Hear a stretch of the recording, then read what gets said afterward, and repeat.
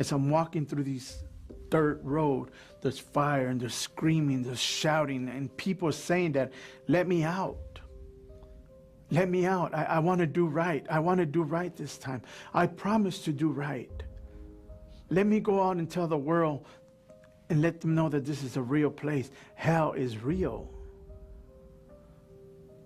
But it's too late, because once we have our opportunity and our chances, God's so merciful, He's so lovable, He gives you chance after chance after chance. And if we don't take that chance, that's where we're going to go. There was also people in there because they had no love and no forgiveness for their others. It says, pray for your enemies. It says in the Word of God, if you have no love, you cannot enter the kingdom of heaven. If you have no forgiveness, you cannot enter the kingdom of heaven, because God is pure love.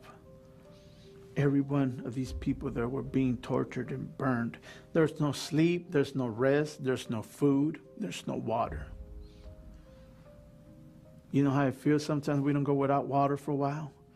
Man, we need water, even though we don't like water, but man, we need water. I want some water.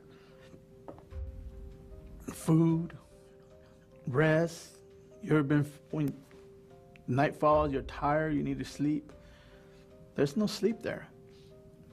These demons go in there day and night and they torture you in every which way. There's never no rest for you. Burning, fire.